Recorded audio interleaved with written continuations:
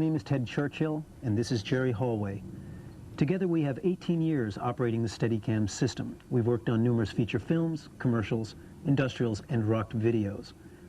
On the tape, we're going to demonstrate Cinema Products' new Steadicam EFP system. First, we're going to show you how it works, and then we're going to show you how to set it up and balance it. By the end of the tape, you'll have everything you need to operate the EFP. The handheld camera is a wonderful cinematic device.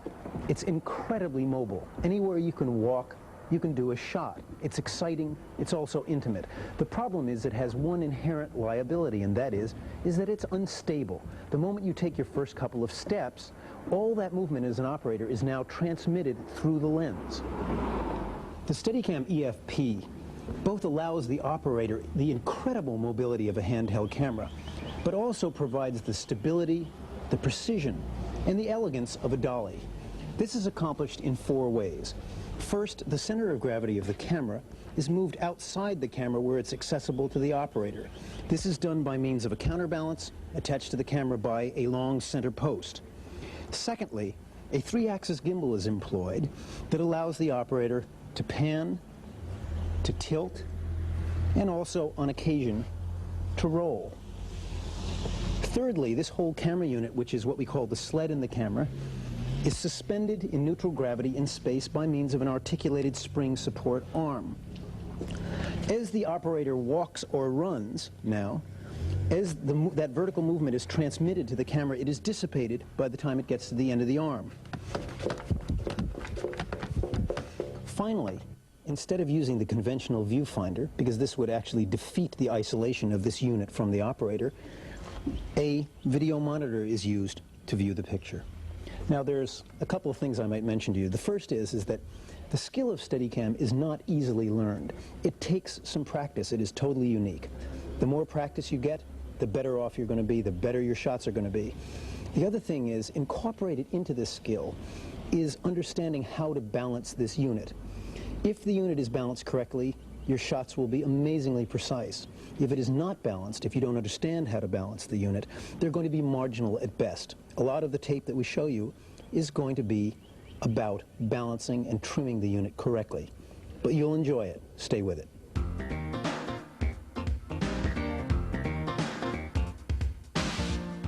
You've seen how the Steadicam works when it's all put together, and now we want to show you some of the individual components.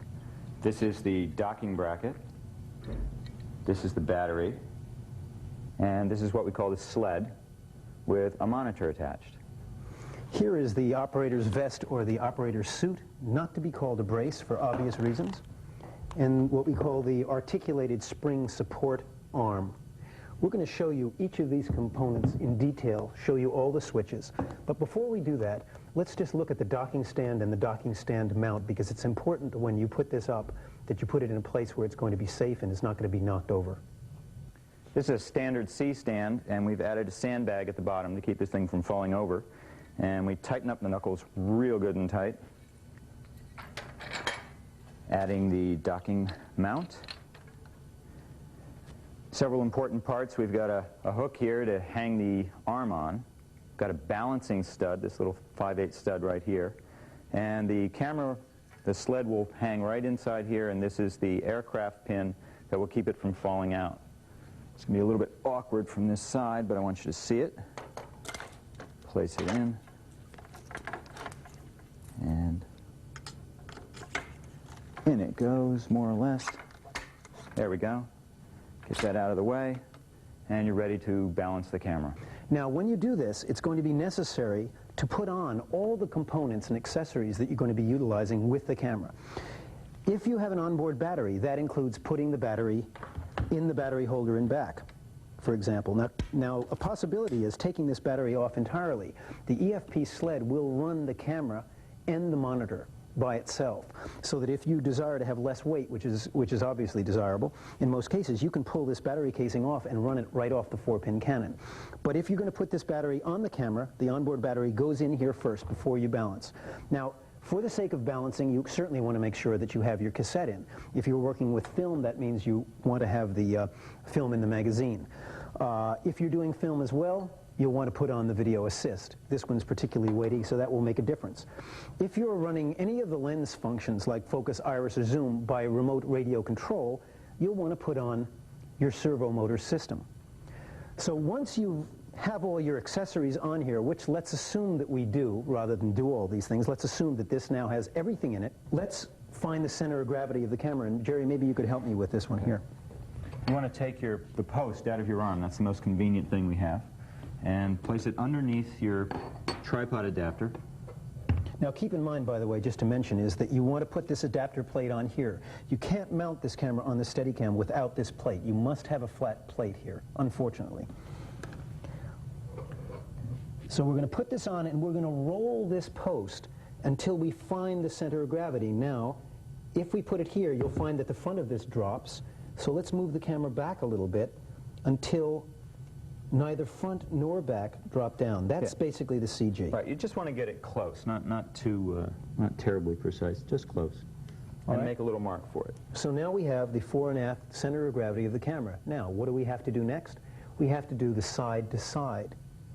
So I'll take this post and I'll rotate it 90 degrees to the right, run the post fore and aft, and now we have the ability to find the center of gravity side to side. And it's a little harder to find, but usually it runs down the center of a video camera, or very near the center of a video camera.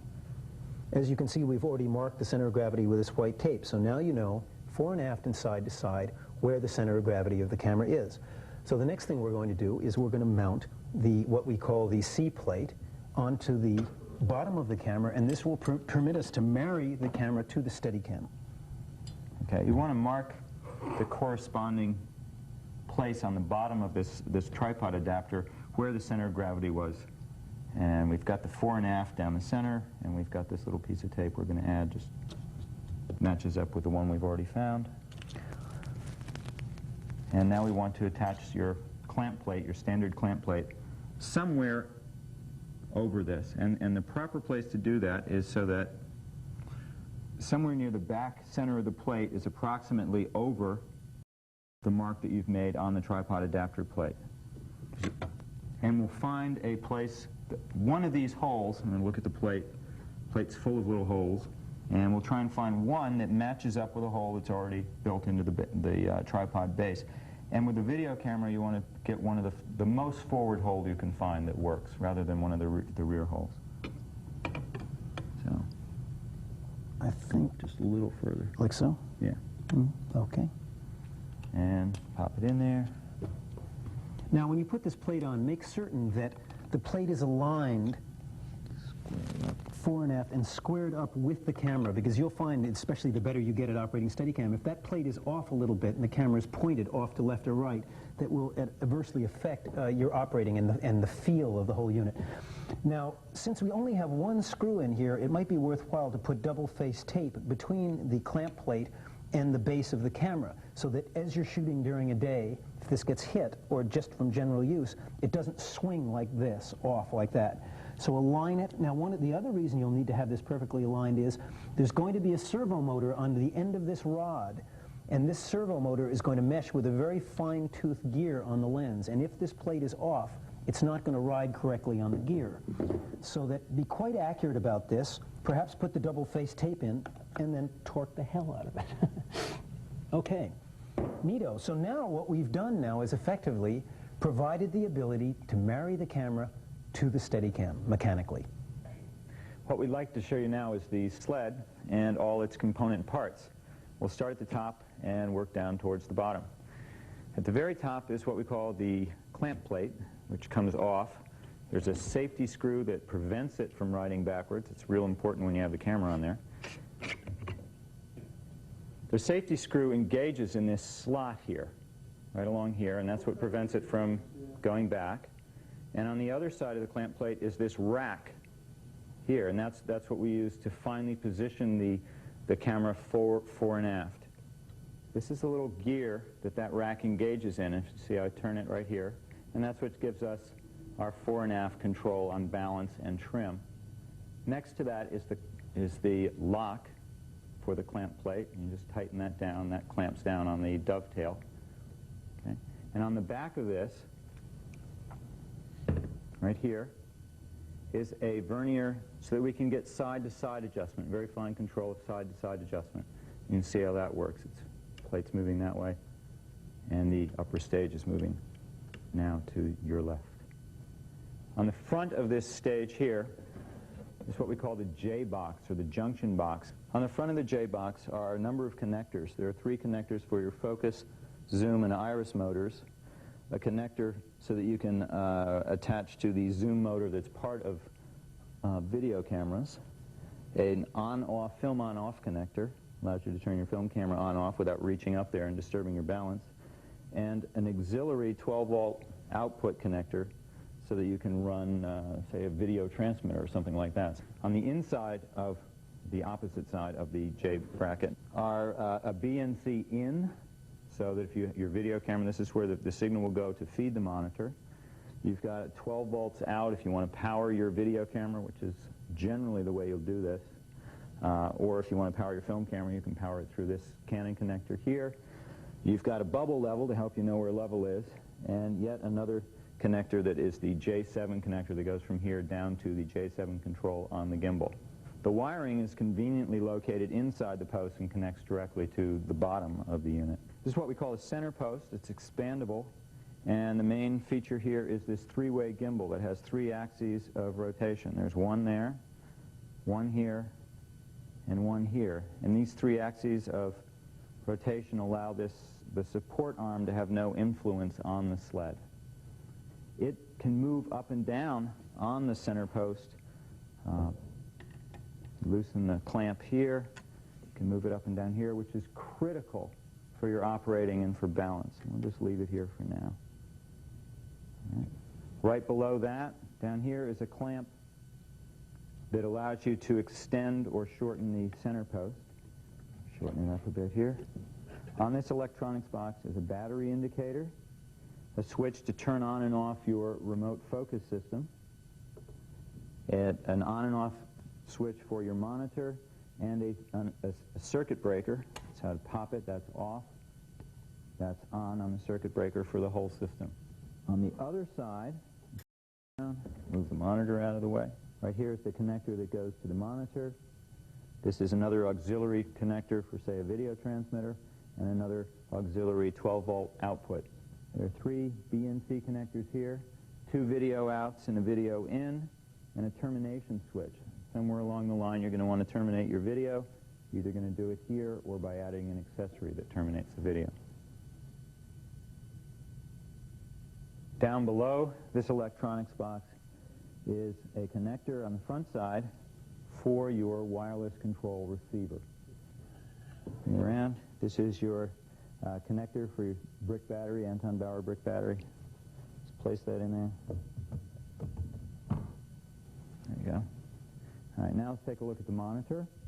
Okay, this piece right here is called your monitor support arm. It allows you to position the monitor high or low. The monitor will rotate around for low mode and for other things. Okay, you have a connector here.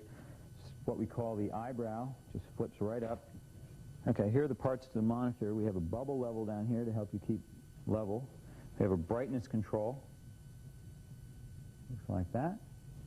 And we have frame line controls that allows you to set TV safe action area, or say if you had a wide lens there we go. There's one more adjustment that we need to tell you about, and it's at the base of the center post. There are 2 screws here and 2 on the other side of the center post that allow you to move the base of the electronics here fore and aft for fine-tuning balance. When you add accessories and other things, the balance of the sled changes, and you need to be able to fine-tune that. This is not so important now, but as you gain experience, it will become important to you.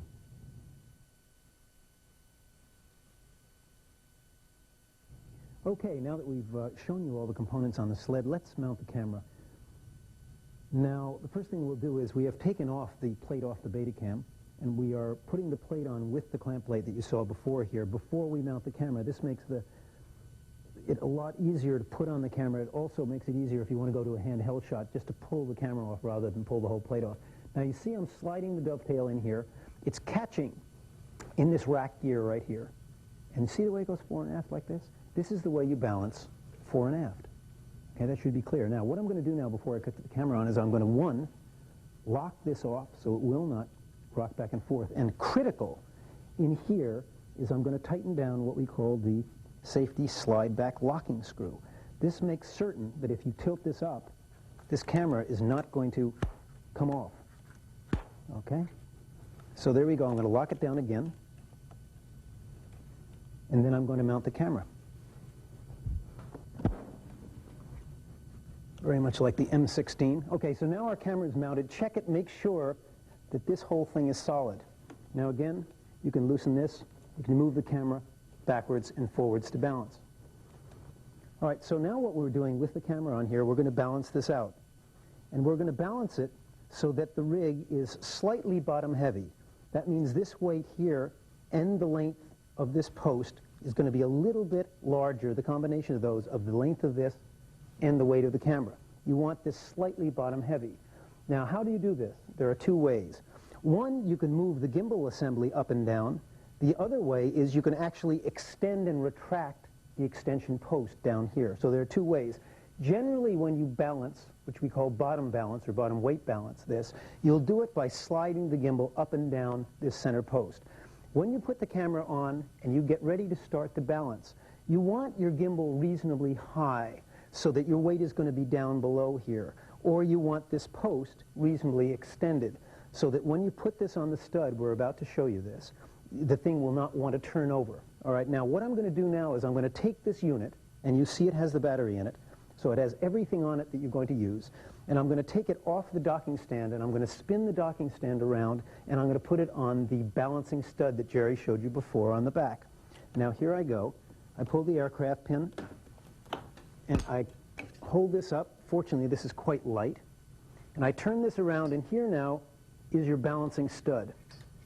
Right here. I take the gimbal yoke with the hole, and I put it in the stud like this. Now here again, you have to make sure that your stand is secure. You have a stand bag on it because this is a lot of weight hanging off the end. Now, just from feeling this, I can feel that this is top heavy. And it's also front heavy. Now watch this. It wants to go to the front. So the first thing I might do is just move this camera back a little bit. Okay, now we know fore and aft were reasonably, see that's free floating now. We know that fore and aft were reasonably balanced. Now we also know that side to side were reasonably balanced, but I also know that it's top heavy because I can feel it wanting to turn over. If I let this go, now, this will want to turn over. There it goes, see? This is the gimbal handle assembly right across here, and it loosens by means of a small Allen screw right here. Now we're going to loosen this up. Now, it's critical for you to remember that when you loosen this screw up here, that this is perfectly horizontal along here. Because what will happen is, if it is not, this will want to slide, this gimbal will want to slide, and it can go very fast, and if your finger's in there, you've got a big problem. So keep it always horizontal. Now, Jerry is holding the end of this. Do this with a friend. The first couple of times you do this, have them hold the Steadicam on the bottom so that it remains level as you adjust the gimbal assembly up and down. Now you see me doing that like this. Okay, you can let go now, Jerry. So your friend lets go, and now you can see. Now see, it's wanting to drop here, and what that means is it's a little top heavy. So I'm going to slide the gimbal up. Now it's just about balanced correctly. Now I'm going to slide it up a little more because I want it to be slightly bottom heavy. Now why? I want it to be slightly bottom heavy because if I left it alone, it will always want to come back to face center, come down and seek a level where it's straight ahead. So I'm going to add a little bit of bottom weight to it. Now you see it's starting to drift down to the bottom. Watch. Now I'm not going to let this go much because this gimbal will slide right up here. So before I do anything and demonstrate this, I'm going to lock this off again.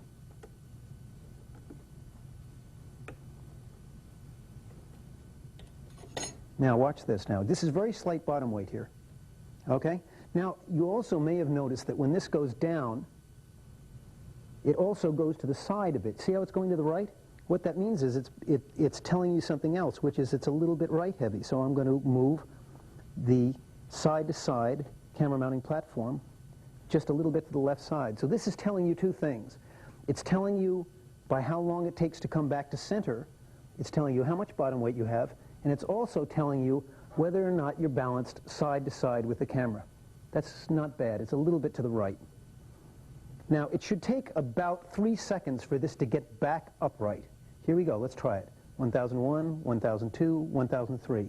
So that's basically the kind of bottom weight you want. It's better to have less bottom weight than more, because the more bottom weight you have, the more this device will want to pendular out when you come to a fast stop or you make a fast start. The less bottom weight you have, the more you can feel the rig and feel the unit, the more articulate you are with your hand and the better touch and better feeling. So try to keep the bottom weight very slight. It's deceptive because if you put a lot of bottom weight in here, it feels extremely stable in the roll axis, so your horizon stays. But unfortunately, there are a lot of secondary characteristics this creates that everyone has found over the last 10 years to be highly undesirable. So keep the bottom weight slight so that so you can get a good, nice, clean feel of what it's doing. Okay, see this now here? Now, there's another way to add bottom weight or subtract it, and over here, I'm going to loosen up the locking collar that keeps the extendable post from going up and down. Now, I'm lengthening. Do you see this now? What I'm doing is I'm lengthening the post. All right, and I'm going to lock that off again. Now, you want to lengthen the post for a couple of reasons. It makes it a little bit slower, a little bit more stable, a little less hot roddy if you have a longer post. When it's very short, it's very quick and very fast, but it doesn't quite feel as stable. Now, what that's going to do is move this weight way out here from the gimbal, way far away. So you're going to find we have a lot more weight further away. We have the same amount of weight further away, and it's going to take less time to come back up to level. Watch. 1001, 1002. Too much bottom weight. So let's do this. Let's say we want the post this long. Let's lower the gimbal to get the gimbal closer to the weight on the bottom. And this will give us less bottom weight. So you see me moving this now. Now that's perfectly in the center of gravity. I'm going to move it up a little bit just so I have a little bit more bottom weight. A little bit more. Bingo. Lock it off. Always lock it off. Okay, so now this is locked. The post is locked. Let's watch it come back, and it will take about 3 seconds. 1001, 1002, 1003, and it did it. Okay, so that's the deal on that. Now, let me just show you one other thing. This is the first time we've actually had this thing flying on a stand. But let me just show you these functions. Here is the camera pan, function 1 of the 3-axis gimbal. Function 2, not surprisingly, is tilt. And of course, with tilt, you have the ability, it's wonderful for architecture, to be able to shoot straight up. Okay, and axis number 3, generally undesirable, is roll. Most of the time when you're operating in pan and tilt, and you're controlling the roll.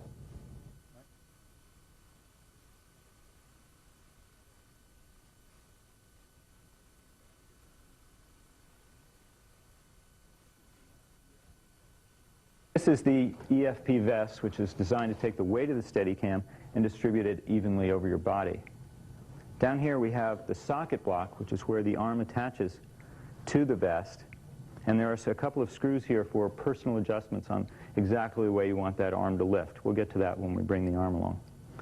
This plate here can be reversed on the Steadicam, and that's for another way of operating. This is the first kind of operating we call left side operating. Flip it around, it's called right side operating. We'll show you that later on. The center spar here attaches to the breastplate by a clamp arrangement, and we can collapse the size of the vest or extend the size of the vest depending upon your height or the length of the upper part of your body. I'm about 5'9", and I have it not quite fully extended, but about that long, and that's a good place to start. If you're shorter than me, squish it down to start. All right. There are straps which are adjustable. We'll talk about the shoulder strap first. That's not an adjustable one. It opens up this way on the left side. It's an under the arm strap. It goes here, and you adjust it by using this Velcro. And there's a hip strap or waist strap with a quick release on it here. Okay. On the back of the vest is some Velcro that keeps it together, and you want to make sure this is nice and flat when you put it together for the first time. And this, when we pull the quick release handle, will separate and allow these pieces to fall right off. All right, I'll put that right back together now. At the bottom is a little pad that goes in the small of your back, and that also has a quick release function on it, and we'll show you how that works in a minute. The important thing is that this pad ends up in the small of your back, centered in your back. All right. To put it on, slide your right arm through the hole here. Don't put it over your head. Slide the right arm through your hole, get these pads organized, and then lean forward, and this left shoulder pad will come up.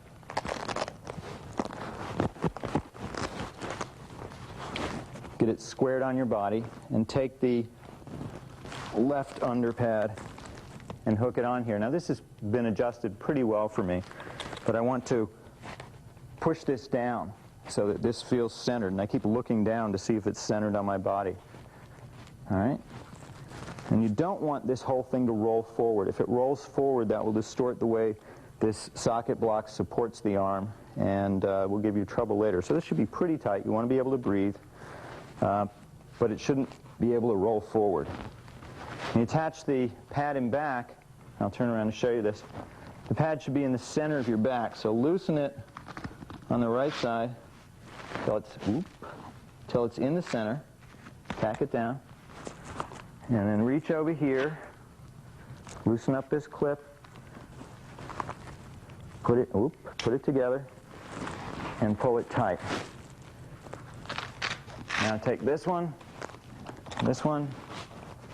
and you're set to go. Now we're going to demonstrate the quick release feature, and Ted is going to help me by being the weight of the camera. Okay, keep in mind you have another 40 or 50 pounds hanging off here. One thing we've got to mention, and it's extremely important, is that if you're going to be shooting in a dangerous situation, meaning you're shooting around the edge of a swimming pool, by the water, on a sailboat, you're being chased by wild bison or whatever it is, and you think there's a chance you may have to get out of this thing and get away from something, you must check to make sure that the quick release feature works before you start working that day. This is critical. This is a safety thing, and we take it very seriously. Okay, so always check to make sure this works. We're going to do this right now for you. Here we go. I'm providing the weight of the camera. We're going to turn Jerry around so you'll see the way the vest opens up and back as he pulls the quick release. Ready? Okay.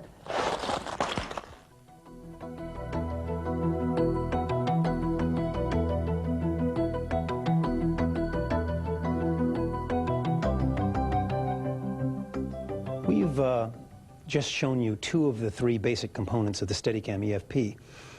The third one, and perhaps the most important one, is the articulated spring support arm.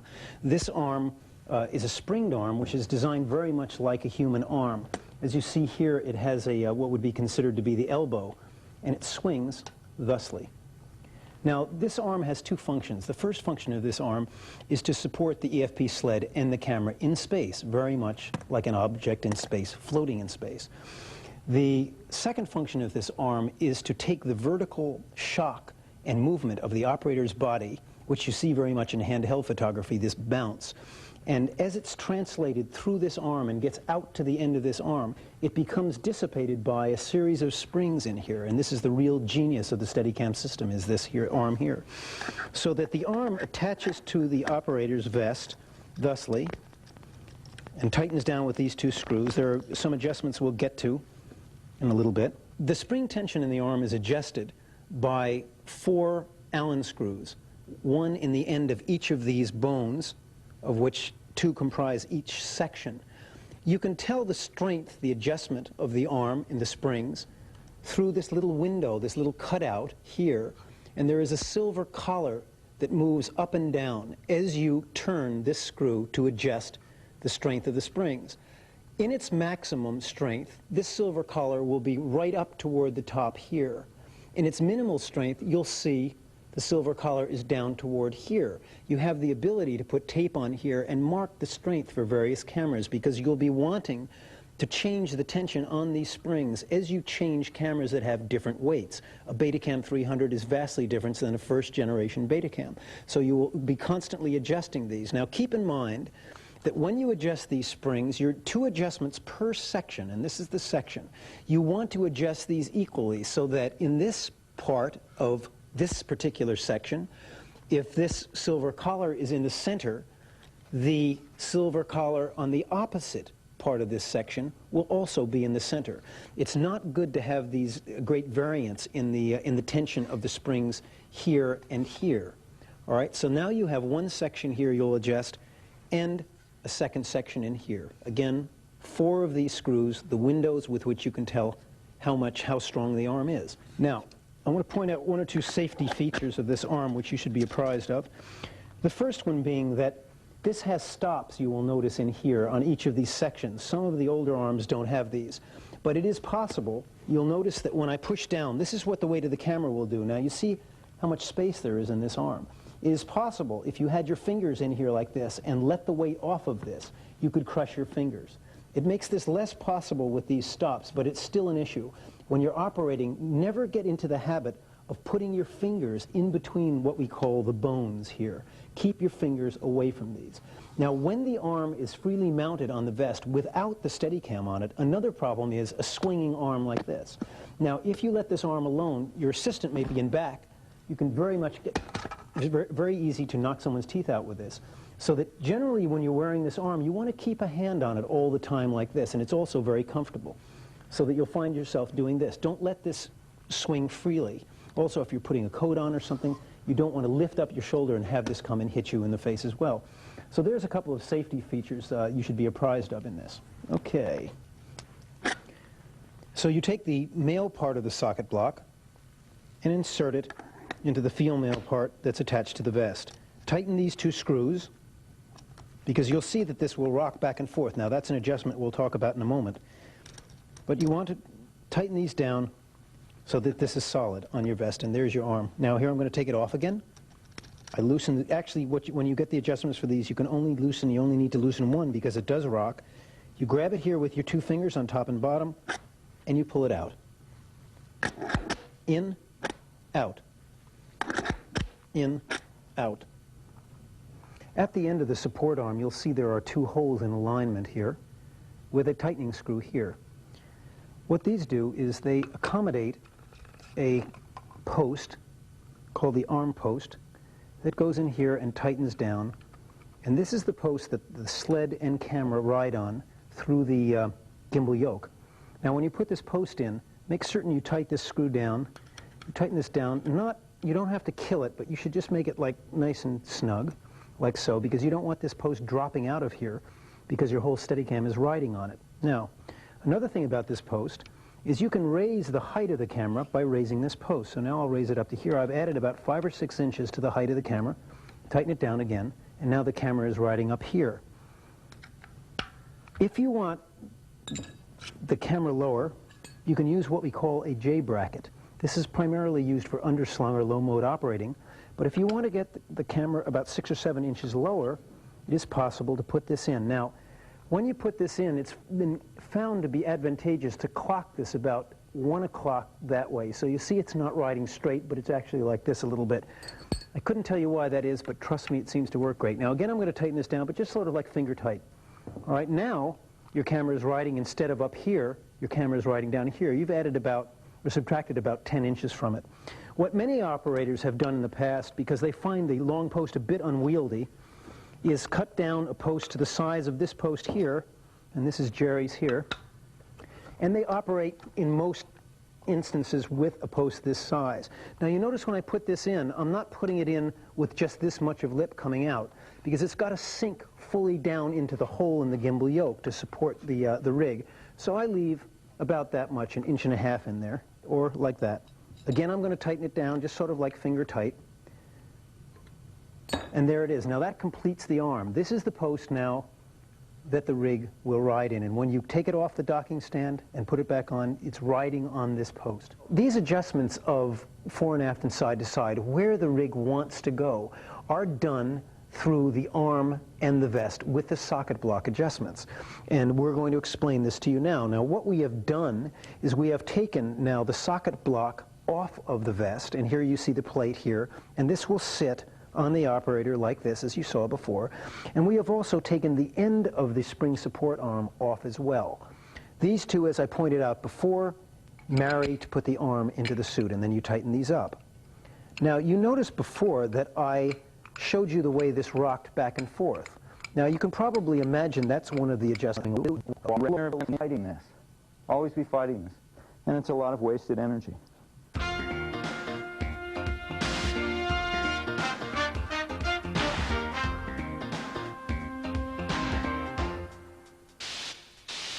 Finally, we're ready to lift the rig with the Steadicam arm. And this is the only time that you're supposed to bend over, bend at the waist. At no other time should you do that. You should always be standing upright, okay? So the deal is you approach the rig, get nice and square to it, about this far away, bend over so that the post here can engage the gimbal. And make sure the post goes all the way in so it comes home.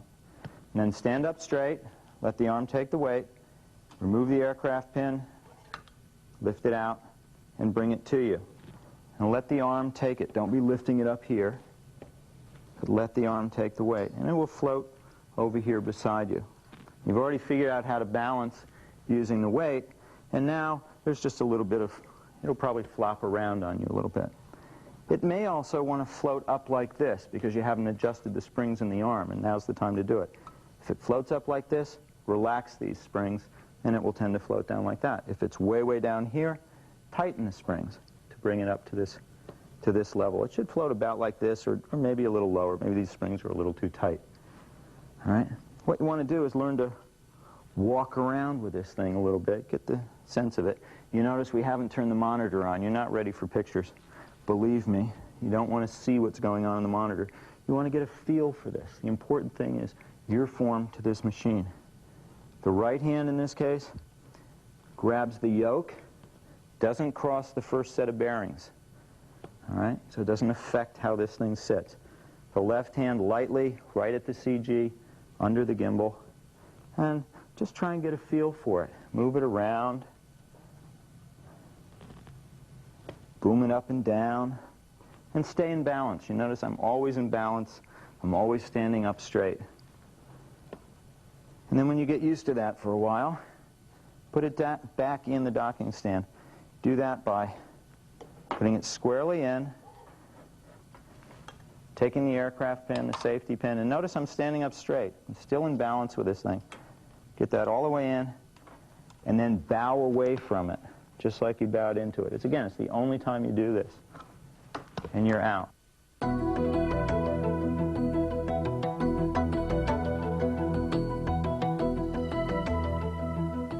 Let's talk a little bit about the hand technique for operating. We're talking two hands here. The operating hand, which in this case is the left hand, is on the post, and the arm hand is on the end of the arm. Now keep in mind this hand, which is not your operating hand, is not inside the springs here. It is not on the gimbal yoke here, because this will in fact will affect the way this operates. But it is here. There's a little cut in the yoke here. Make certain your hand does not go past that little cut. So this is a very comfortable place for this right hand to ride.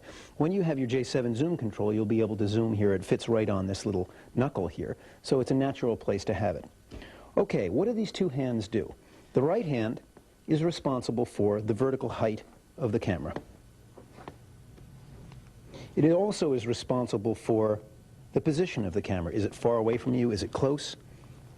Is it over on the right? Is it over on the left? It's basically the power hand, the position hand for the whole unit. The left hand is responsible for pointing the camera. This means that it's responsible for panning the camera. It's responsible for tilting the camera.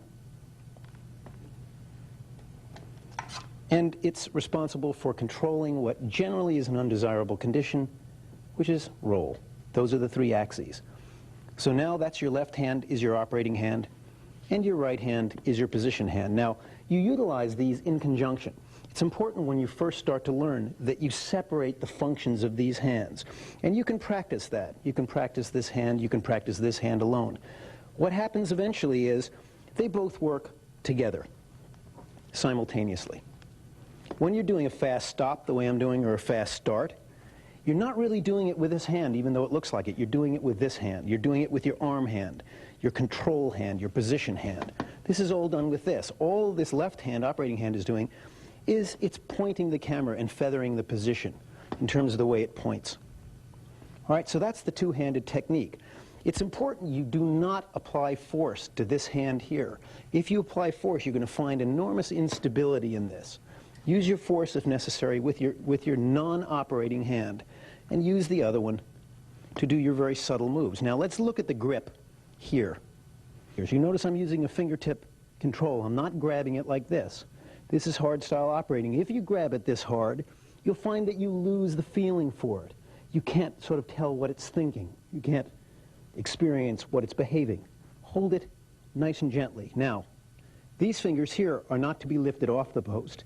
In fact, you use those to control horizon roll, like this, so that these fingers on the side are doing that, and your thumb and forefinger are at the center of gravity. With this grip, you're able to completely control the unit.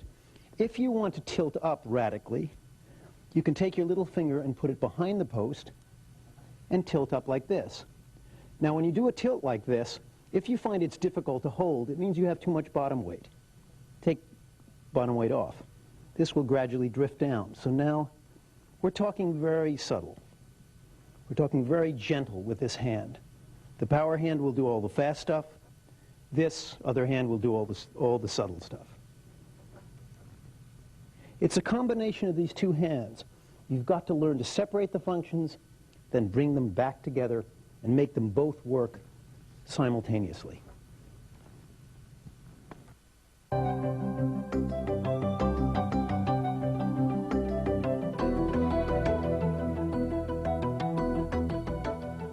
Okay, now we're going to show you the first exercise and what we call the Don Juan and the missionary positions, the basic operating positions. This is the missionary, camera facing forward, right here close to your body, somewhere in here. And the Don Juan is exactly the same, except the camera's facing the other way. All right? The post is in the same relationship to your body. A common mistake in the Don Juan is to drag the camera way back behind you like this. You want to get it out here in front. It's not hung up back here. All right? Now, if we're going to put these together into the first exercise, which we call walking the line, I want you to note that the camera always stays facing in one direction. All right? The camera's always going in this direction. And you start by putting the camera over a line on the floor like we have, and just walk back and forth this way. Walk back, shoot forward. The missionary. Walk forward, shoot forward. The missionary. Now we're going to add something. Get used to this first, then do this. And we'll show you this several hundred times. Making the change. We go from the missionary into the Don Juan like this. Camera starts coming backwards. Walk back. Let it fly by you. I'm doing this very slowly. And now we're into that Don Juan position. Just what I showed you before. And you can go on to the end and stop.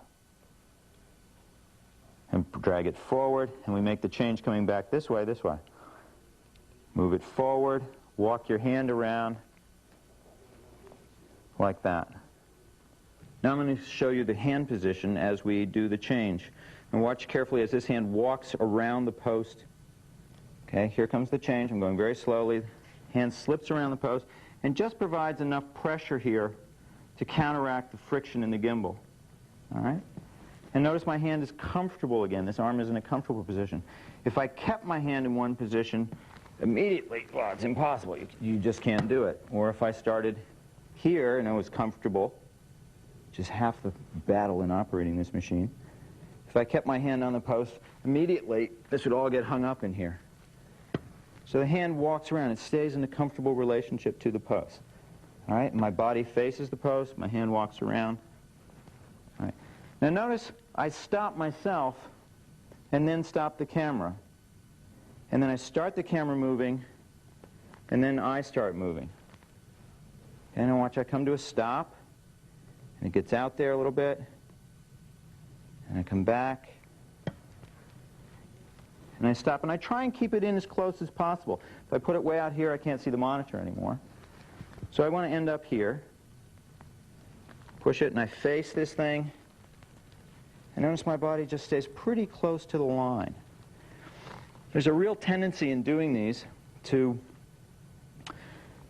get the thing going, get way over here, get over here, and that imparts a lot of side motion into this thing, because your center of gravity is doing an awful lot of moving around, and it gets through. So if you can keep yourself close to the line as possible, it works out quite well. There's another tendency in this position as you're going across to lean forward. And that's a real common mistake, and I'll show that from the side. You're making the change, leaning forward. That's bad. You want to lean back. You want to be in balance. If you let go, it would stay there at all times. You might try this even without the use of one hand or the other hand to see what exactly is happening. If you found during this whole exercise process that your buddy has decided to leave because they're not getting equal suit time or just have gotten bored with the whole process, it's possible to do this maneuver and exercise by yourself. We'll show you how to do it. Instead of having a person in here as an actor, a friend as an actor, you put a cross on the wall. On the monitor of the EFP, you put a similar cross. Now, if you're using a film camera like a 35 SR or Aton LTR7, the ground glass has a cross right in the center of it. If you're using a video camera, put a cross on the monitor. Go through the exercise and attempt to register, that is, align the two crosses. And as you go back and forth making these switches, you'll see there's a lot of variance in this. Once you start to get good at aligning them up throughout the whole exercise, zoom in a little bit on the lens. Go a little tighter. It's more difficult. So that way, if you're by yourself, you can practice at home using this cross on the wall and a similar cross on the monitor of the EFP.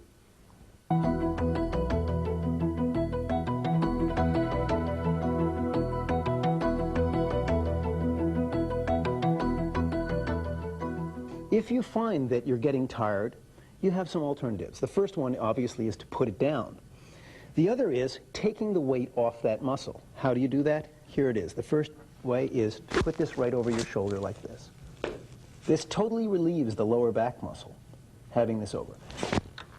Another rest position is to put it on the opposite side. Now, this is the muscle that is getting worked, but the muscle that you've been operating with is not, which is the one on the right. So now I have it over here, I'm resting on the side, I get ready to go, I pull it over here again like that. So here's two rest positions. Another one is to hold it as close as you can to your body, like this, and you'll see this here. Now again, keep in mind what I say, the further away it is, the more fatiguing it's going to be on your lower back. So here what I've done is I put it right next to my body, and it's taking the weight off that muscle because it's as close to me as it possibly can. So here's 3 rest positions. Now that you've learned how to balance the rig, work with the weight, and you've started working with a two-handed technique, it's time to figure out what this unit is really good for. It's not just to run around with. It has some unique properties that we ought to explore. One really fascinating part of working with the EFP is its ability to boom rapidly, up and down, and quite precisely. You can pick any lens height quickly. We can also move laterally in space and quickly position the camera around. Okay, what might this be useful for? What can we use these wonderful features for? A simple pass-by is an excellent shot to start with and to start exploiting these features of the EFP. Okay, Charlie, you want to come walking along? We're going to start boom down to hold headroom so we don't have to tilt up or down. Start boom down. And as Charlie comes towards us, we simply boom up to hold the headroom, move around, and then we boom down again. And that avoids keystoning the set, avoids having to tilt up or tilt down to hold headroom. Let's take another look at this. In addition to booming up and down to hold headroom, we can also move out of the way to keep the actor from getting too large in the frame. So, okay, Charlie, let's do it. So boom up, move out of the way, move back. Charlie comes along, boom up with him, move back, move forward, and boom down, hold the shot, and it's over. Very simple move, very easy to do. The shot that we're asked to do a lot is a walk and talk, and we can take advantage of our ability to boom and move laterally in space and accelerate with the EFP in a walk and talk and make it a much more interesting shot than otherwise. Okay, let's start the shot, and we can start from behind. And in fact, this kind of shot, while amusing, is rather dull on the screen, but we can try and make it interesting. Now here's a place I've just made a switch or a change, and I'm going in to an over the shoulder, and I picked up a single. Okay, now hold on for a second. I'll get this all over. Now, I'm in the Don Juan, I'm shooting, I'm walking forward, shooting back, and I'm able to see where I'm going, like avoid these floorboards here. All right, now I can move up and get 2 of them in. Notice how I'm booming up for Charlie, holding headroom, stuff. Now I can let them drift closer, or I can change my pace as they change their pace. Or I can let them go by again, and then I can come off to the side and walk with them. One of the really nice features of a Steadicam is its ability to walk beside someone and adjust its speed fore and aft. Now I'm losing the shot here, but adjust the speed fore and aft with the actor. If I had to pan, the background rotates, but if I can simply accelerate to stay with them, have a much nicer shot. I can get quite close to objects, or I can drift back, or I can accelerate a little bit and give them a lead. All right. Or I can cross right in front of them and continue to walk and show the entire crew. Okay, let's go back the other way. There are really marvelous bearings in the EFP, which allows it to pan extraordinarily smoothly. And that pan will just keep going and going and going until you decide to stop it. This allows you to make wonderful panorama shots.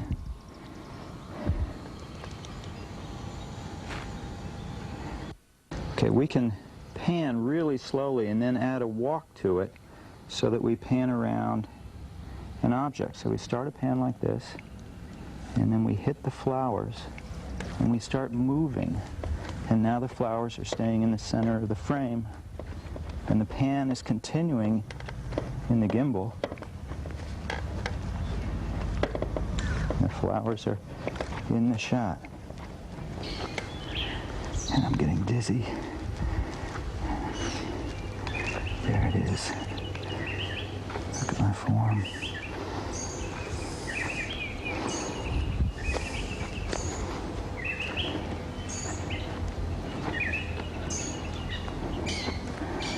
And unconsciously, I'm probably booming up while I'm on the downside of the hill. Hold the frame. And booming down or arming down as I walk up.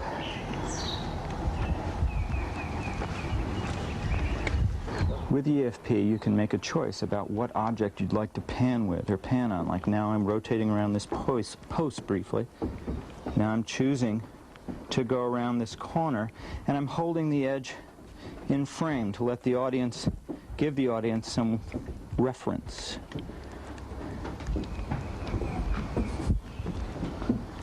Here's another way to go around a corner. I'm just barely going to keep that in frame. I'm going to let the audience look to this next part. Now I'm going to rotate and go down this way.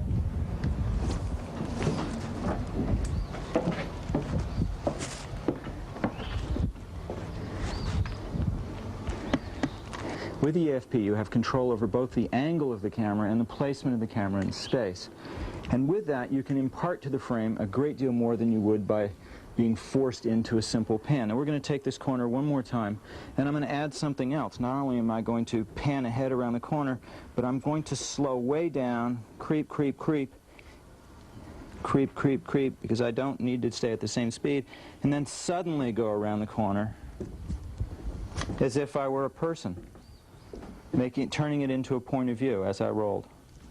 We've been working hard to get the power to place the camera exactly where we want it, and it is also possible to follow someone quite precisely. But let's take a look at what happens when we do that.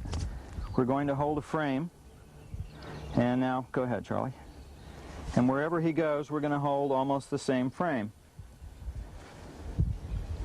We're keeping him head and shoulders.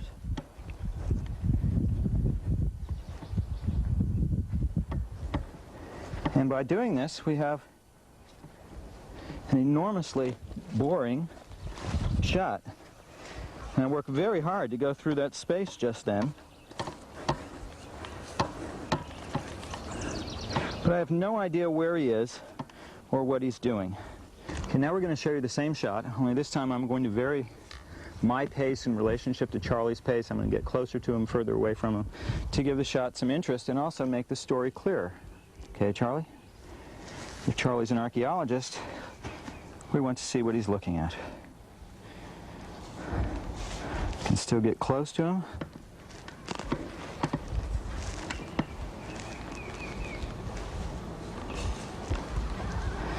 Using my boom arm.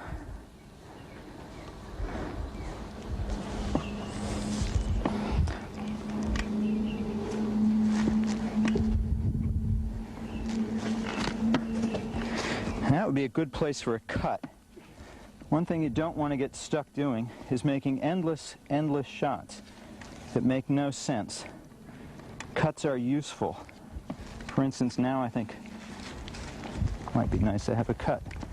Let's try the same shot again, but this time we're going to add an actress at a strategic point. Okay, and let me get set, and go ahead, Charlie.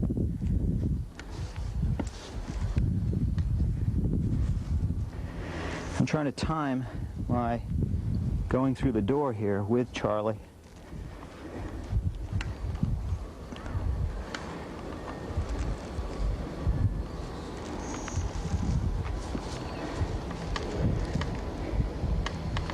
He's exploring this space. I don't want to get too close to him. I've seen his face once. I know who he is. Bang. Found my actress. Now I go for her. And I want to roll right around. Whip pan to Charlie. I want to get ahead of him. One of the things you've got to get into the habit of is trimming to the headroom of a shot or the action before you start the shot. We'll try it with Jerry here as an actor. Here you are, and we'll start this camera so we'll see the picture. I'm doing a walk along with Jerry in front of him, for example. I don't want the camera trimmed up here like this because I'm going to have to fight it each time by tilting down, nor do I want it to be here and have to fight it to come up this way. What I'm going to do is check his headroom and trim the camera fore and aft to his headroom, so that now this camera will remain at that headroom. Even if I'm doing a switch, I can be reasonably certain that headroom will be maintained if I lose sight of the monitor. Okay, now the next thing we're going to talk about a little bit is utilizing the arm in order to maintain the same level of the camera. Now this is particularly important if, for example, you're going up a curb or down a curb, where you want that move to be transparent. You don't want people to actually sense or see the fact that you've made that rise or dip in the camera. So what we've done is we put two apple boxes here, and this is something you can practice at home, is doing this too, and this is all you're doing now is you're attempting to keep this lens on the same level as this line that we've put here, right here. So you're going to walk along this line and you're going to attempt to keep the camera level with the line as you go up and down these boxes. As you're doing that, what you'll find is when you take your step, you're going along, when you take your step up, you're going to arm down. You see how the camera maintains that level. If I didn't do that, the whole camera would raise up like this. So what we do is we go along here, and I'll do it slowly. As we step up, we arm down. As we step down, we arm up. As we step up, we arm down. As we step up, we arm up. This will maintain the level of the camera. If you've had a lot of fun with the last exercise, we're adding a few tricks here to improve your operator skills. This one's called the rising line with the boxes. And it's the same thing before, but you've got this rising line. And it's really difficult. Not bad. And you can also do this in the Don Juan.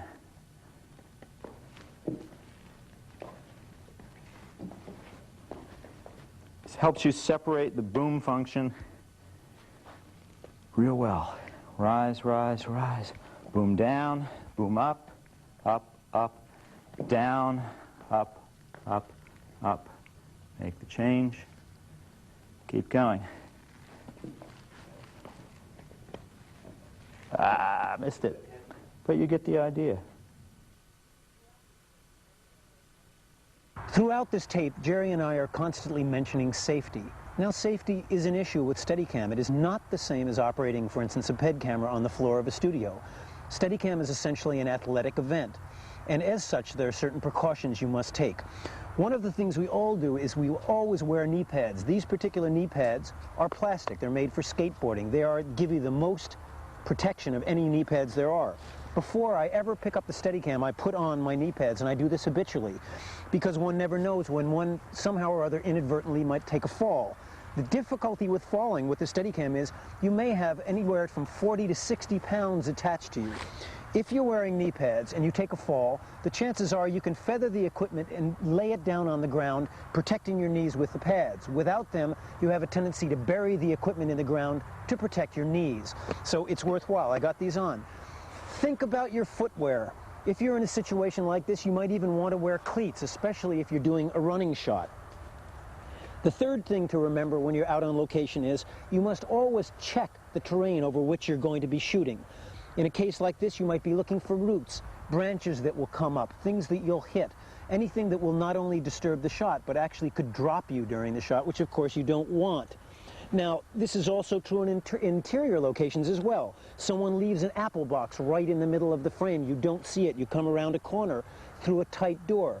There's a slippery floor. Somebody spilled Coca-Cola on it.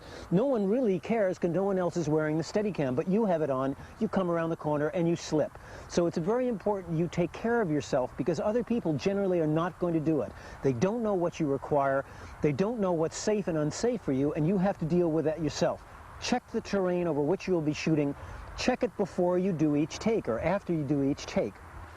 Spotting for the Steadicam is an art, and I've got a really good spotter here, John. I use him all the time, and he keeps me out of trouble. We're going to do a very complicated shot, and we'll see what happens. Okay, Charlie, not bad. Let's go.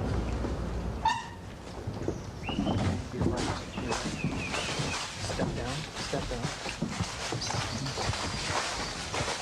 Okay, push. Go left.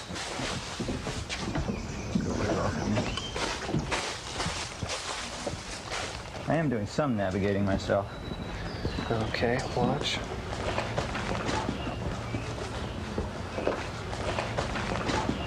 Okay, I am looking for things. I keep looking away, looking forward. It's great in the Don Juan, so that I can see where I'm going and place the camera near objects such as that post, or back Step the down. other way.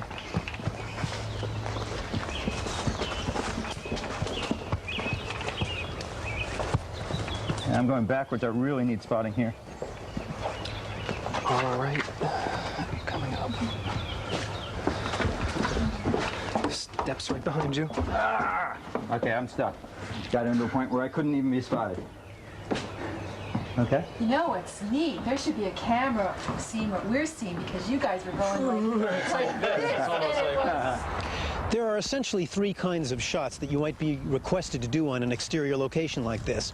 The first might be a preceding shot in front of the actor, the second a following shot behind the actor, and perhaps the third the actor's point of view, or you might be asked to do all three.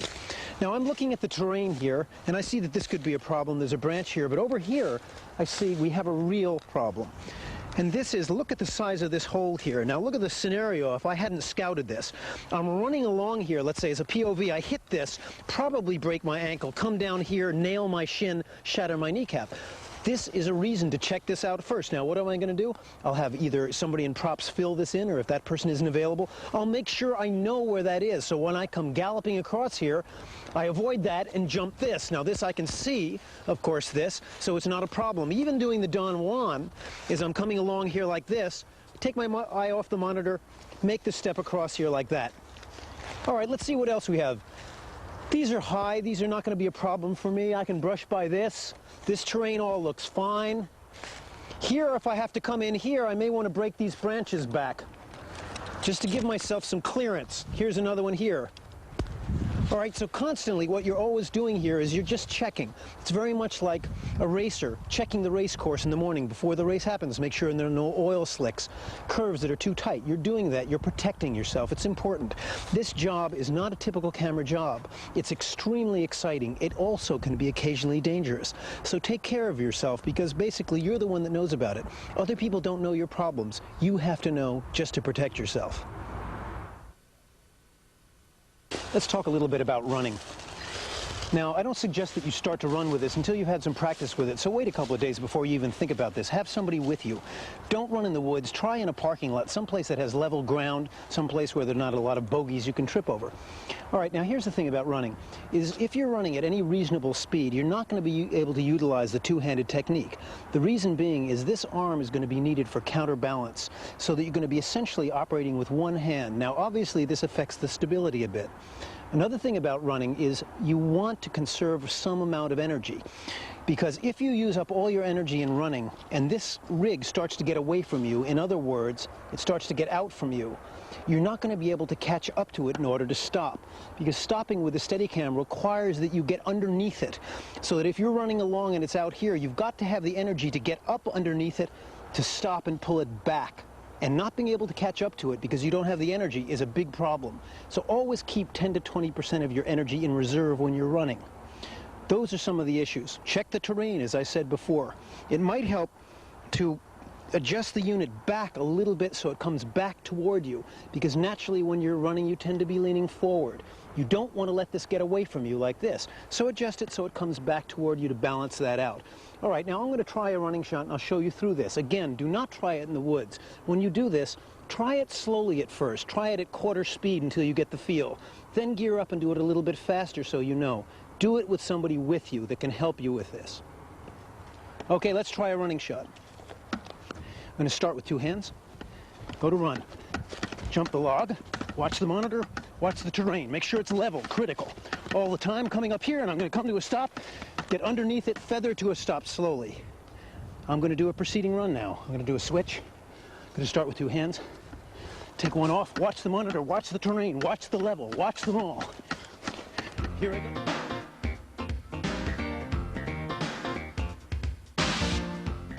We've just freed ourselves from the tyranny of the tripod and the dolly, and we shouldn't get locked into a particular mode of operating, such as working always in wide angle.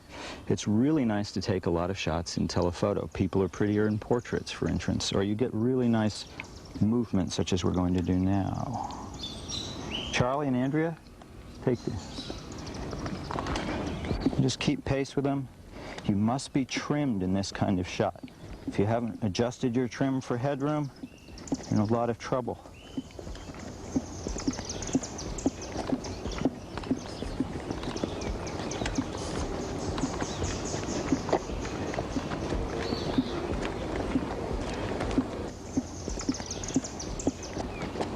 It's really nice when you have objects pass between you and the Steadicam and you just keep your pace consistent and they appear at the same place in the frame. Makes for really nice pictures.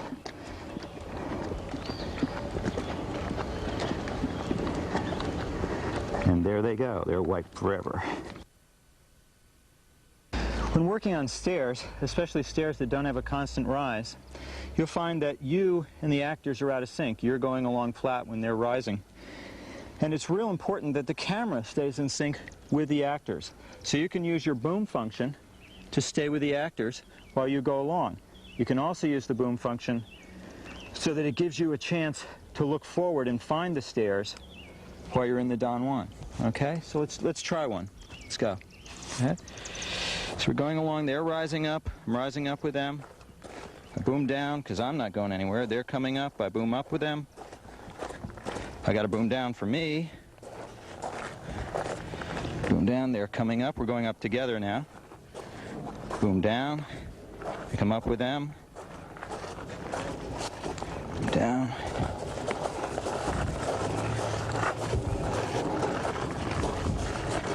It's very hard to do this and talk at the same time. Let's do the stairs another time, this time going down the stairs. And pay particular attention to the booming action. Notice how the camera stays in sync with the actors. Now let me get set, and there's our shot. Let's go. Go ahead.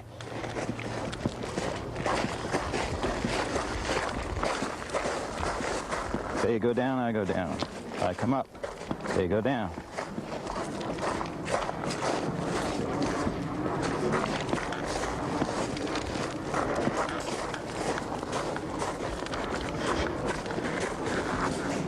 Okay.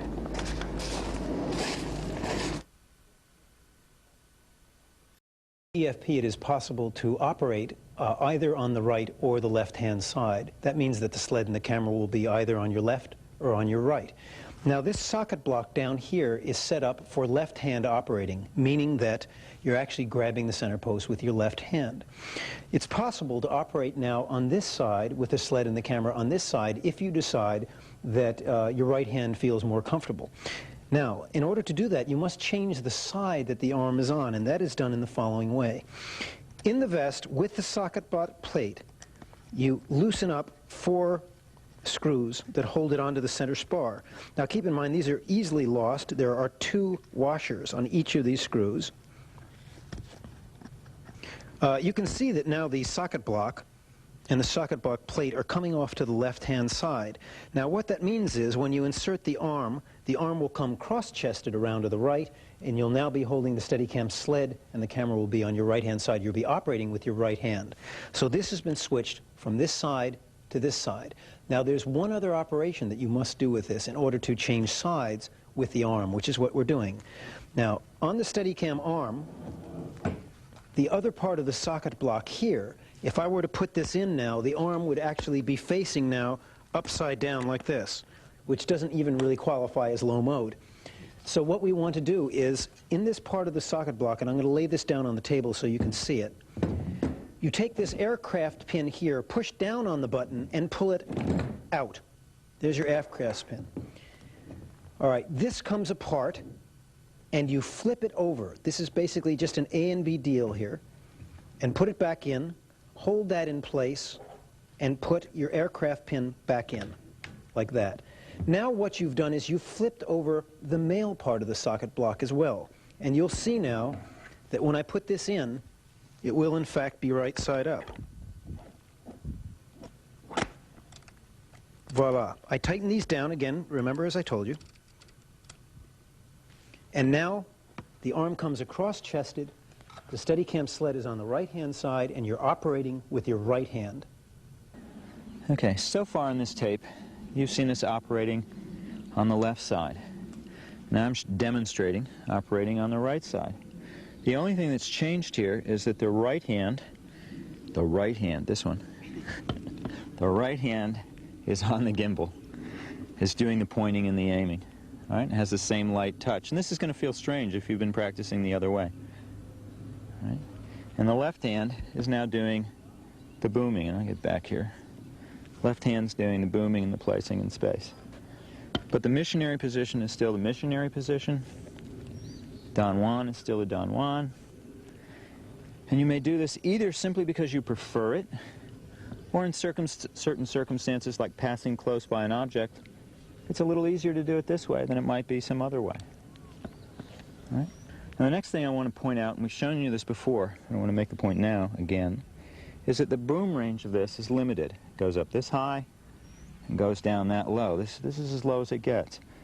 One way to get lower in the high mode is to use the J bracket, replace the main post here with the J bracket, clamp it in, and then the gimbal, the yoke, will sit down about 8 inches lower, and consequently the rig will sit about 8 inches lower. If you need to get your lens height even lower than you can by using the J bracket, you're going to have to invert the sled. You're going to have to put the camera on the bottom and the electronics on the top. To do that, you're going to have to put a clamp plate on the top onto the handle. You might bolt it on there, or you might use an accessory such as the low mode or underslung cage. Right?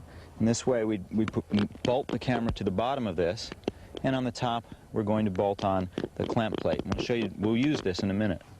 Another accessory that you need, for reasons that will become obvious in a little bit, is the J bracket. But before I get to that, I want to make one thing perfectly clear. The center of gravity of the camera is right here, and we found that earlier on in the tape. When we put the new clamp plate on, it needs to be directly above where the old one is. That's our guide. If this one is correctly mounted, the one on top will be correctly mounted. Okay, next time you see this, it'll be in the cage. One thing you've got to do to the sled is invert the monitor. To do that, just raise the monitor up, loosen the bolt back here, flip it over, that, tighten it up, Looks a little strange from this perspective, but the whole rig, remember, will be operating upside down, and this is the way you'll be able to view the monitor. We've now got the camera in the low mode cage with a clamp plate on top, right above where it used to be on the bottom. I'm going to turn the camera upside down and insert this back into the rig. All right. Okay, there it goes in.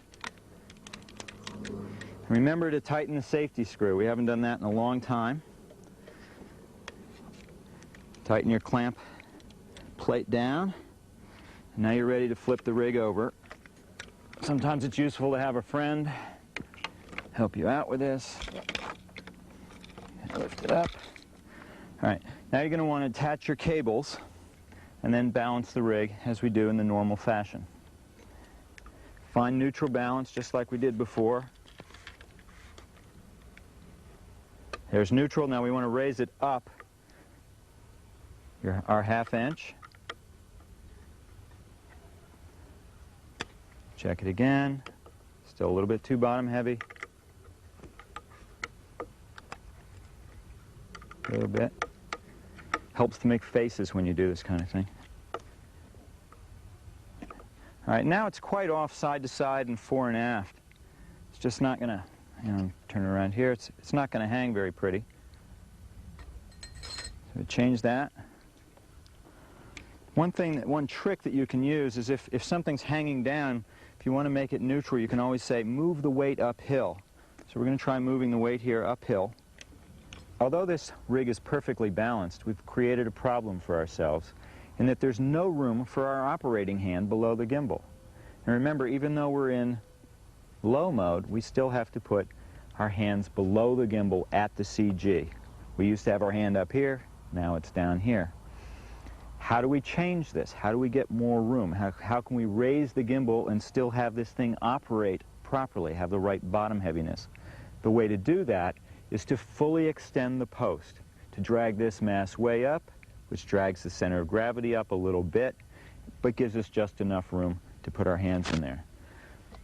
So here we go. I find it quite hard to get this post all the way out, really out. There it goes. There we are. Got quite a lot of room there. This thing can go out about 15 inches from fully collapsed.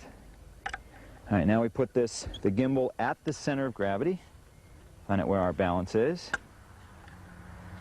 Right there. And then we raise it about 1/4 inch, just as we did in our basic balancing technique in high mode. All right. 1/1000, 2/1000, a little light. Get a little bit more room in there. A bit too far. Okay. That should do it. And then we'd retrim, so it'd be perfectly level again. You see it's hanging a little bit off. And then we're ready to add the J bracket. Put this away. There's one more accessory we need to make this low mode or underslung mode work, and that's the J bracket right here. And you may wonder why on earth we need this silly little piece of metal.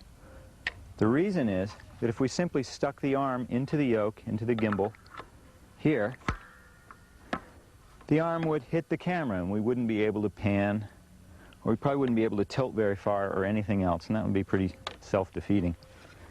Let me hang this up. So here's what we do. Place the J bracket, the short piece, in here.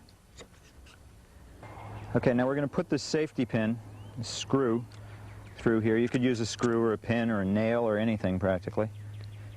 Get that all the way through, and then tighten down real hard on this clamp. Remember, we told you not to do that in high mode. It's absolutely essential in low mode to have both the clamp and the pin in place. Otherwise, the whole rig could fall on the floor, and that would be a disaster. Next, we're going to take the arm and remove the mounting post. Okay? And now, when we dock, this long part of the J bracket, this is the position it will be in, will slide in and just stay there and be free. We won't use this clamp anymore. We'll just slide in, and that will be how we'll dock and operate in the low mode.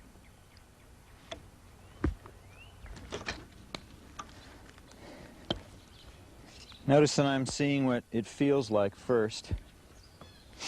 And again, I'm operating on the right side and in low mode. This hand grabs the J bracket under here. That's a good comfortable place to grab. And my right hand, the operating hand in this case, is underneath the gimbal and trying to find ways to walk it around. I'm testing all this out as I go. I run into the cables a little bit, so I want to just be aware of that. All right. Now, one thing I want to show you is the boom height. This is about as high as you can go. All right, the lens is about there. Now there's two sort of all the way downs on this. One, it's about that height, and that's as far as my operating hand can reach. That's fully extended. Right? But if you notice, the arm isn't at the bottom of its boom range. If I push the arm all the way down, I've got to really reach and distort my body to get all the way down, and that becomes awfully uncomfortable. When the director asks for a shot that's this low, you got to be real careful that you don't do it all day. It's very tiring. That's why low mode is more tiring than regular operating. It's because your hand is so much lower and your body gets into odd positions to make that happen. A couple more things that make low mode operating a lot more tiring. One is the width of the camera, or the cage, forces you to operate further away from your body, which is naturally more tiring. All right? The other is that our normal rest position is not available to us anymore. About the only thing you can do is kind of crank it over like that. You're probably wondering why we go to all this trouble to put the camera in low mode. Take a look at the kind of shot you can get.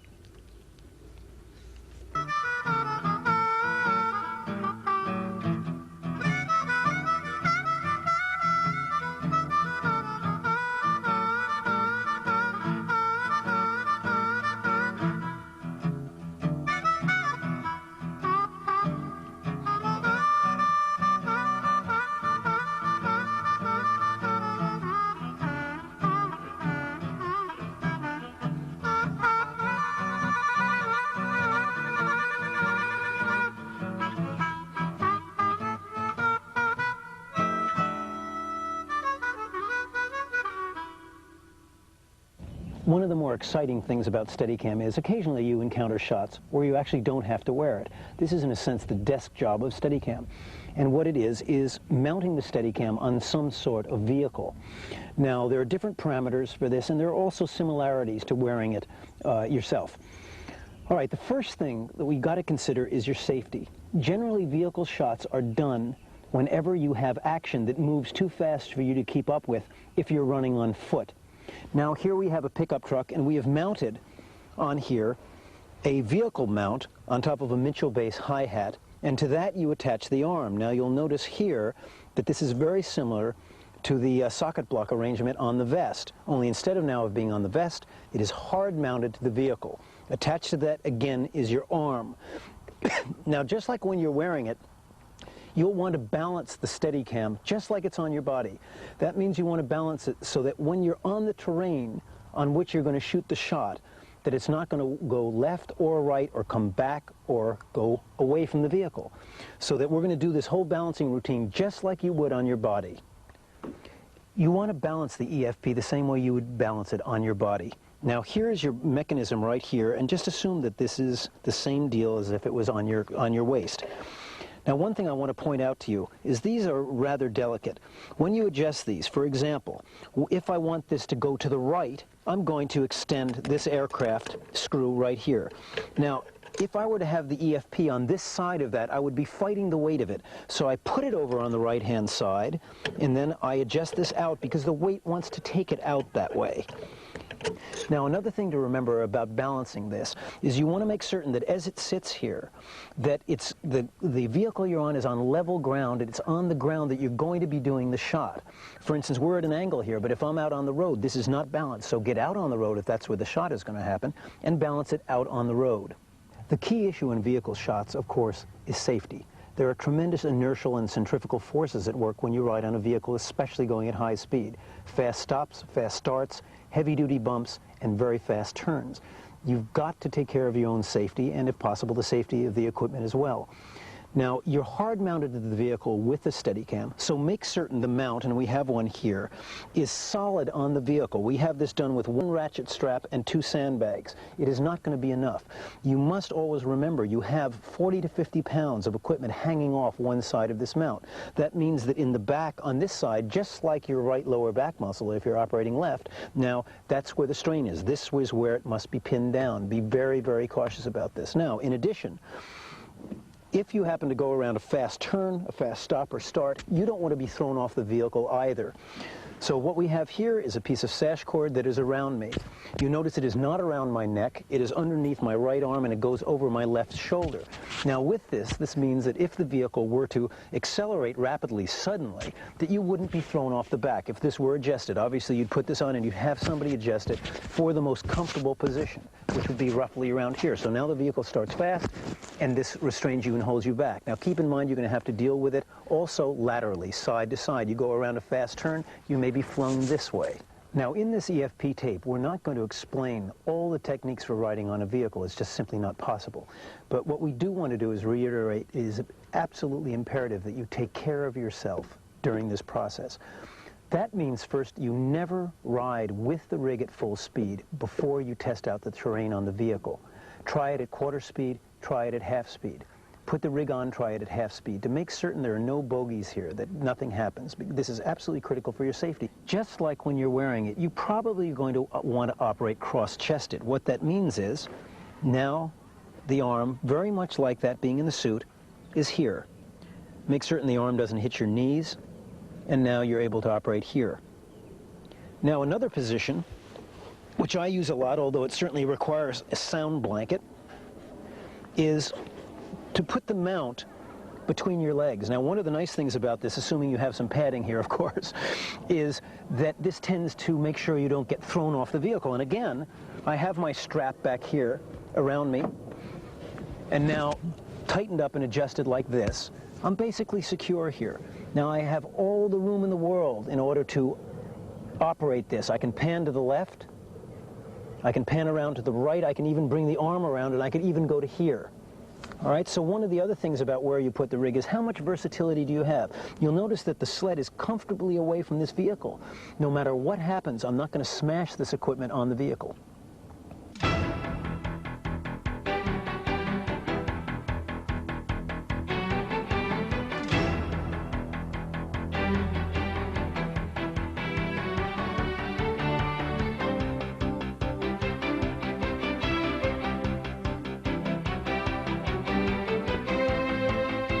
Another option, should you choose to accept it, and I frankly don't myself very often, is rather than hard mounting the rig to the vehicle, is to actually wear it on the vehicle. Now, the only reason you'd want to do this is if you had a shot where you were tracking on the vehicle and then you wanted to get off and walk somewhere else, or you wanted to walk and then get on the vehicle and have it go. It is more dangerous. If you're going to do this, the thing to consider is taking the vest and compressing it up all the way. The reason being is that this will cut into your legs and cut the circulation off in your legs, just the end of the vest right in here on the bottom. So compress the vest, make certain that you're tethered in. Now the problem with this is you have all this weight that's hanging out, and that if you don't have a tether that's tight on your chest, you're going to be supporting all this weight with your lower back, and you have about 2 minutes max on this. So that with a tight tether, watch this, this holds my back. It actually is supporting my back, and then I can operate this like so. You should have somebody with you when you're not hard mounted to the vehicle that can hold on to you, keep you from going this way or that. It's much more important to be stable on the vehicle when it's not hard mounted. Hard mounted on the vehicle, you can totally concentrate on operating. Here, you have to be more concerned about where your body's going to go. It's obvious.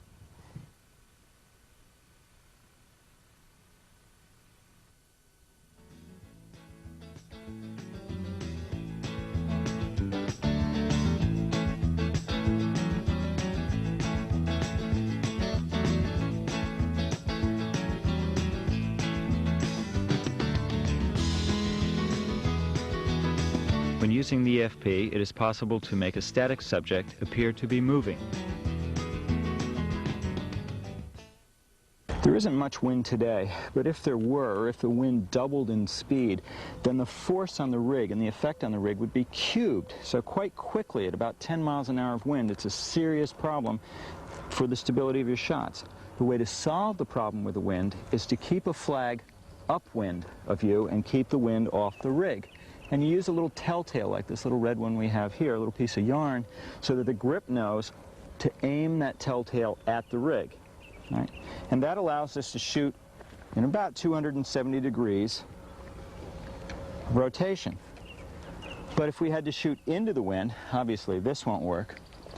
The solution is to put the 4-by directly downwind. Now the wind is shifted around on us, so we're in the same position we were before. But if the wind were flowing in this direction, the 4-by would prevent the wind from flowing by the rig. And if you could get two 4-bys and put them in a V behind here, you'd be operating in an even better protected pocket that the wind wouldn't hit the rig. And now we'll just go ahead and do a little shot here. You can go along and keep everything nice and steady. From all our discussion of trim and balance, you should be pretty aware that anytime you add or subtract something from the rig, that will affect the balance, and you must rebalance in side to side, fore and aft, and top to bottom with the gimbal. You must always be checking your balance. Now if you add a cable to the rig because you either have to run video out or audio in or something like that, a cable is a serious and shifting force on the rig. As the cable gets longer, there's more of a force and will tend to pull it to the side. So you must be real careful working with cables. A key, or one way to help you, is to get the smallest, thinnest, most flexible cable you can, and this is a little tiny video cable. Use about 10 or 12 feet of that. Make a loop and take the twist out, because the twist will also affect the way the rig hangs. And loop it up under the back here. And make sure that the cable isn't so long that it catches underneath your knee and sends you down to the floor. But it should be long enough, and you need to test this, so that it doesn't affect the rig. You can go in the Don Juan, either boomed all the way up or all the way down or all the way over on this side, and the cable isn't catching or affecting the rig. It's the basic way to do it. Again, you tack it so it's going straight down, right in front of the gimbal, close to center of gravity, and has a more or less constant pull to one side, and you trim side to side to correct for that to a degree. But then you have to really watch your bubble to get good shots. If you use an audio cable, which is infinitely heavier and thicker, maybe you could make up one that was smaller, but generally they're thicker, you have to just pay a lot more attention to what you're doing, because it's a lot larger mass and it shifts more, the force shifts more on the rig. We've spent a lot of time trimming the rig and making sure that it hangs level, but in the middle of a shot you may have some difficulty figuring out if your shot is actually level. You can look at verticals in the shot as you go by them, but they aren't always there, or they aren't always there at the right time. We've provided below the monitor a small level, a physical level, so that you can see if the bubble's in the middle, whether you've got a level shot. Our only concern is that that level may or may not reflect the level that's oriented to the frame. The frame may be one way and this monitor may be tilted another way. So you must conform the level on the monitor with frame level, with camera level. And we do that at the beginning of every day. And the way we do that is we take a little tiny level, like we have here, line level, and we place it somewhere on the camera that we know is level with the frame. And then we physically move the camera, tilt it one way or the other, until we have true level in the camera, in the frame. And then we physically move the monitor, and I'm going to turn it around so you can see this. Here we are. We physically turn the monitor until the bubble level here, the slave level if you will, conforms to the master level or camera level. All right? One concern that you have is that this little physical level is curved and only works if these two little lines are facing straight up. All right? If the lines are facing down, the curve is the wrong way, and it simply won't work at all. So you must make sure these two little black lines are facing straight up.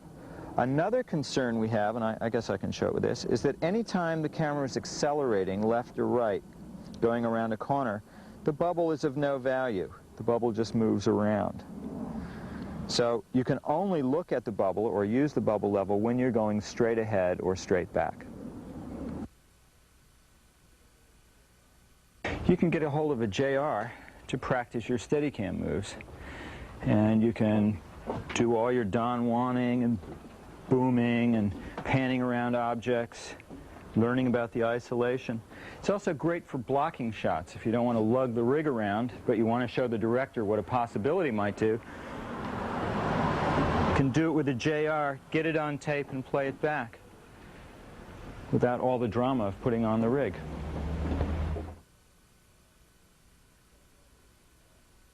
Let's talk for a moment about what we in the trade call the 3 F's, and that is form, feedback, and framing. These are all extremely important. Now, form we've talked about a lot in this tape, and essentially it has to do with keeping the rig close to your body, not hitting it with your leg or with your shoulder, because the closer you have it to your body, the more comfortable it's going to be. The further away, the more it's going to get you in the lower back. Stand up straight. The tendency with some operators when they first start is to hunch down and do the old Rambo sumo, like this. Now, this is extremely uncomfortable. You may think it looks good. It does not look good. Pretend you're a matador, and you're standing more like this. Whether you're in the Don Juan or the missionary position, you're standing up straight. And this, of course, is the same with the switches. In order to get the camera away from yourself, you don't bend over like this. You take and you push it away with your arms, and that gives you the latitude to pull it around to the other side, and then it comes back close to me again. So watch your form. Now, the second F is feedback. How do you know if you're doing this correctly? One way is to do it in the mirror. Watch yourself. Make sure it's close. Go through all the routines. Another one is to have a friend videotape you and watch it back later. It's enormously helpful to see yourself do this. That's the second. The third, perhaps the most important, is framing. Steadicam operating, Steadicam shots are generally much more difficult than shots done with conventional cameras. They're also far more interesting, far more fun. The difficulty is that in learning Steadicam, you have a tendency to forget about aesthetics while you're learning all these forms. So at a certain point, when you have these down, you can shoot in missionary position, you can shoot in Don Juan, and you can make switches that are virtually transparent. You've got to start thinking about aesthetics. Your work is going to be gauged as if you were on a conventional camera. They're not going to be forgiving of horizon that does this, nor headroom that's too high or varies a lot. So try to keep the headroom consistent, keep it nice and tight, make sure your horizon is always level. Practice these things. Think about the shots you're doing, design your own shots. Figure out what a great application would be, so that now what you're doing is you're not only just operating, you're thinking all the time about how the shot will work, how it will go, where you speed up, where you slow down, how you come around a corner, how you go through a doorway, what height the camera is at, how far you are away from the actor. All these things are what makes Steadicam an enormous amount of fun, and it's all the things that other cameras can't do. Well, that's it. This is the end of the tape. We hope you've enjoyed it. If this is your first time viewing the tape, go back and review each section one at a time. Remember, take your time, practice, and have fun with it.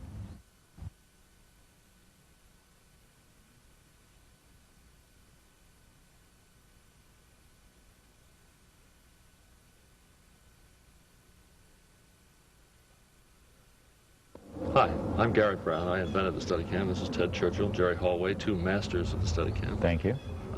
We're going to explain how to use the new cinema product, Steadicam EFP.